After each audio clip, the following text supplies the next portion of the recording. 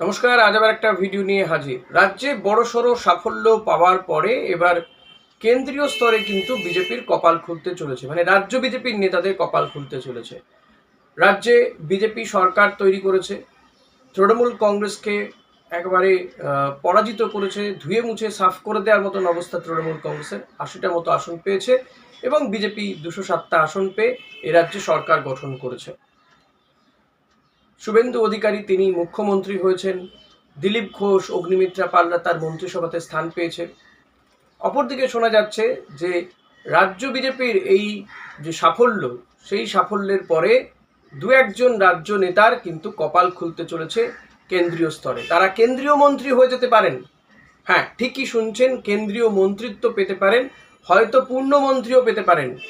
বিজেপির রাজ্যের কয়েকজন নেতা যারা সাংসদও, তারা পূর্ণমন্ত্রিত্ব পেতে পারেন।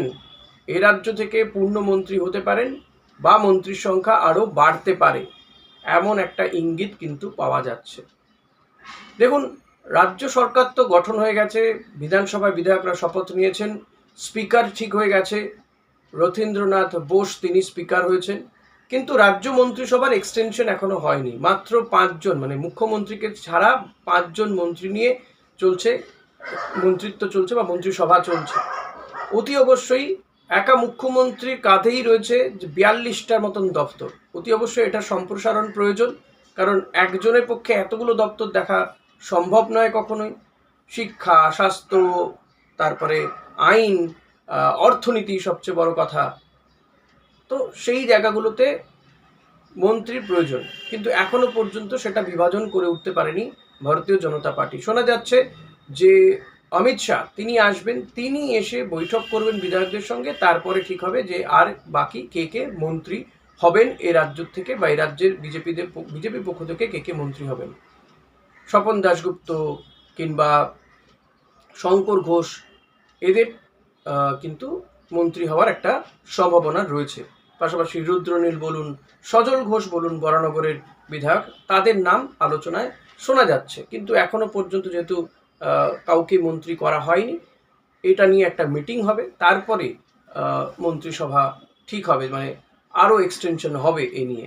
নিঃসন্দেহে সেটা গুরুত্বপূর্ণ। 10 দিনের মতন হয়ে গেছে শপথ নিয়েছেন শুভেন্দু অধিকারী মুখ্যমন্ত্রী হিসেবে, কিন্তু এখনও এক্সটেনশন না হওয়াতে কাজেও নিশ্চয়ই হয়তো এখনও সমস্যা হচ্ছে না, আগামী দিনে এটা কিন্তু বড় সমস্যা দেখা দিতে পারে।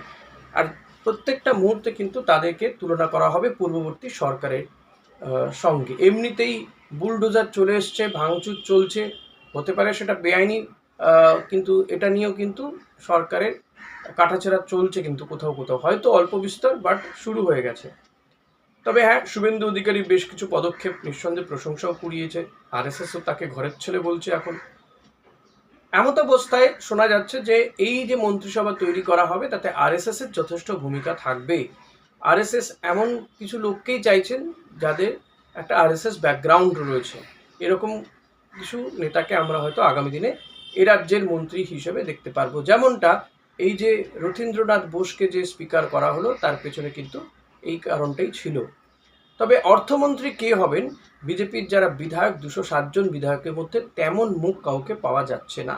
তাই শোনা যাচ্ছে নন্দীগ্রাম, যে নন্দীগ্রাম আসনটা শুভেন্দু অধিকারী ছেড়ে দিয়েছেন, সেই নন্দীগ্রাম থেকে কাউকে একজন দাঁড় করিয়ে, এক্ষেত্রে জোরালো নাম প্রধানমন্ত্রীর অর্থনৈতিক উপদেষ্টা সঞ্জীব সান্যালের নাম উঠেছিল আগেই, তাকে ভোটে দাঁড় করানো হচ্ছিল, কিন্তু তার দিক থেকে গ্রিন সিগন্যাল না পাওয়া যাতে তাকে দাঁড় করানো হয়নি। এবার হয়তো ওই নিশ্চিত আসন ভেবে তাকে দাঁড় করিয়ে জিতিয়ে নিয়ে এসে অর্থমন্ত্রী করা হতে পারে, কিন্তু সেটাও অনেকটা সময় সাপেক্ষ বিষয়।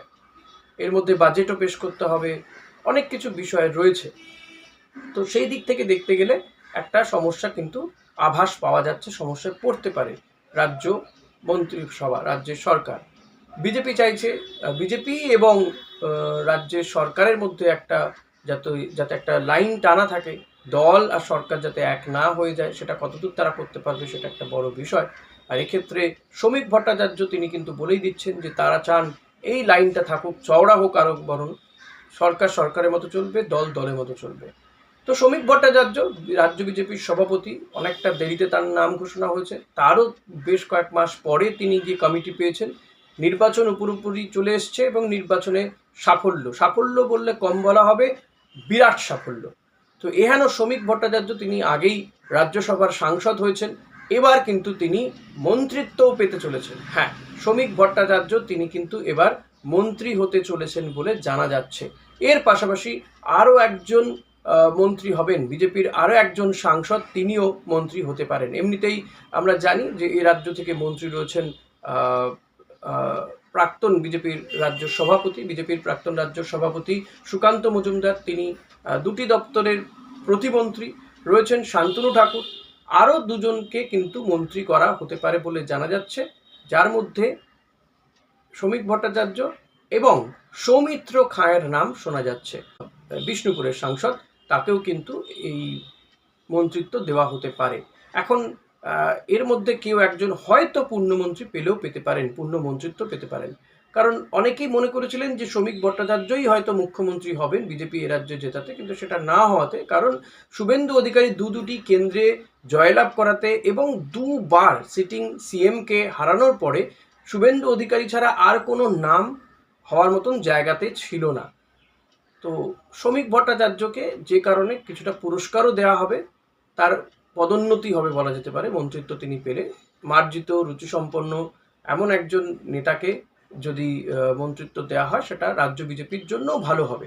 এখন যদি তাকে আবার মন্ত্রী করে দেওয়া হয়, তাহলে বিজেপির যা নিয়ম, তাতে গঠনতন্ত্র তাদের যেমন, যে একই ব্যক্তি একাধিক পদে থাকতে পারেন না, তাহলে হয়তো আবার রাজ্য সভাপতি অন্য কারোকে করা হতে পারে। তবে এত দ্রুত সেই সিদ্ধান্তটাও হবে কিনা যথেষ্ট সন্দেহ রয়েছে। এখন কোন দপ্তর কে পেতে পারেন সেটা তো এক্ষুনি বলা সম্ভব না, সেটা আমার মনে হয় দুজন ব্যক্তি জানতে পারেন, এক অমিত শাহ, দুই হচ্ছেন প্রধানমন্ত্রী নরেন্দ্র মোদী। তারা ঠিক করবেন যে who will be the minister, শ্রমিক ভট্টাচার্য, সৌমিত্র খাঁ নাকি অন্য কোনো ব্যক্তি। সেক্ষেত্রে আমাদেরকে আরেকটু অপেক্ষা করতে হবে। তবে এই দুজনের নাম জোরালোভাবে শোনা যাচ্ছে কিন্তু, যে এরা রাজ্যের এই দুই বিজেপির মুখ, বিজেপির নেতা, তারা কিন্তু কেন্দ্রীয় মন্ত্রী হতে চলেছেন। এদের মধ্যে একজন পূর্ণমন্ত্রীও হতে পারেন। এখন কোন দপ্তর তাকে দেওয়া হবে সেটা একটা বড় বিষয়। তো সৌমিত্র খাঁও বেশ কয়েকবারের সাংসদ, আর শ্রমিক ভট্টাচার্য দীর্ঘদিনের তিনি বিজেপির নেতা। যখন বিজেপিটা সেভাবে এই রাজ্যে ছিলই না, তখন থেকে তারা বিজেপি করছেন, লড়াই করছেন, বাম আমল থেকে, তারপরে তৃণমূল আমলেও লড়াই করেছেন, এখন ক্ষমতায় এসছে তার দল।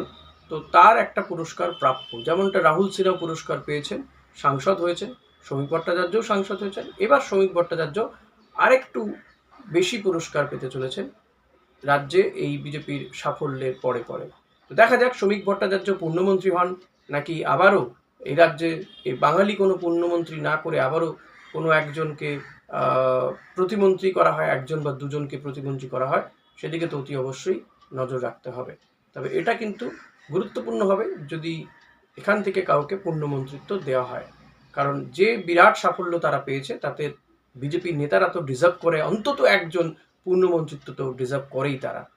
এখন সেটা কে হন, কোন দপ্তরে পূর্ণমন্ত্রী হন, সেটাও কিন্তু দেখার বিষয়।